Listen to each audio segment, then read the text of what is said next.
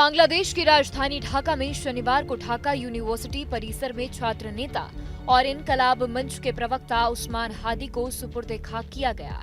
इस दौरान जनाजे में लाखों लोगों की भीड़ उमड़ पड़ी। संसद के दक्षिण प्लाजा पर नमाज जनाजा अदा की गई, जिसमें आम लोगों के साथ साथ कई राजनीतिक और सामाजिक हस्तियां भी मौजूद रहीं। बांग्लादेश की अंतरिम सरकार के मुख्य सलाहकार मोहम्मद यूनुस भी हादी को अंतिम विदाई देने पहुंचे थे।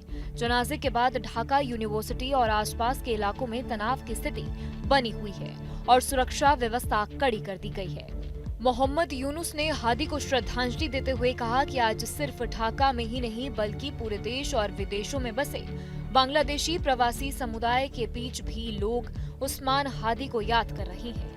यूनुस ने कहा कि हम यहाँ आपको अलविदा कहने नहीं आए हैं, बल्कि ये बताने आए हैं कि आप हमारे दिलों में हमेशा जिंदा रहेंगे। जब तक बांग्लादेश का अस्तित्व रहेगा, उस्मान हादी इस देश का हिस्सा बने रहेंगे।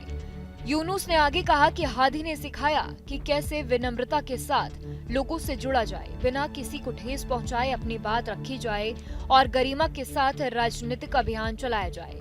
उन्होंने कहा कि उनकी सरकार इस सीख को अपनाने और राजनीतिक संस्कृति को बेहतर बनाने का विकल्प लेती है। इसी बीच इनकलाब मंच से जुड़े हादी के करीबी सहयोगी अब्दुल अल जबेर ने यूनुस सरकार को कड़ा अल्टीमेटम दिया है। उन्होंने मांग की है कि सरकार 24 घंटे के भीतर ये साफ करे कि हादी की हत्या के जिम्मेदार कौन लोग हैं और उसकी गिरफ्तारी के लिए क्या कदम उठाए गए हैं।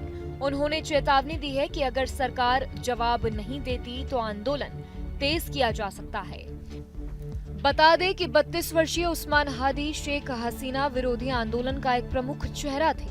वह कट्टरपंथी संगठन इनकलाब मंच के प्रवक्ता थे और अगले साल होने वाले आम चुनावों में ढाका से निर्दलीय उम्मीदवार के तौर पर प्रचार कर रहे थे। इनकलाब मंच पिछले साल जुलाई विद्रोह के दौरान चर्चा में आया था, जिसके बाद शेख हसीना को सत्ता छोड़कर देश से बाहर जाना पड़ा था। ये संगठन अवामी लीग को खत्म कर बांग्लादेश में कट्टरपंथी सरकार बनाने की बात करता रहा था। उस्मान हादी अपने भारत विरोधी सोच और विवादित बयानों के लिए भी जाने जाते थे। कुछ दिन पहले ही उन्होंने ग्रेटर बांग्लादेश का एक विवादित नक्शा जारी किया था, जिसमें भारत के कुछ हिस्सों को बांग्लादेश का हिस्सा बताया गया था।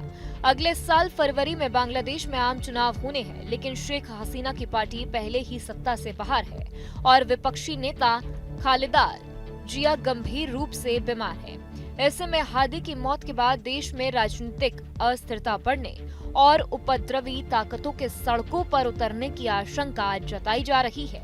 आपके मोबाइल पर तुरंत आएगी ब्रेकिंग न्यूज। स्क्रीन पर सबसे पहले दिखेगी बड़ी खबर। देश दुनिया की हर खबर एक जगह। अब आपके मोबाइल पर तुरंत फटाफट इंस्टॉल कीजिए न्यूज नेशन ऐप और रखिए खुद को अपडेट।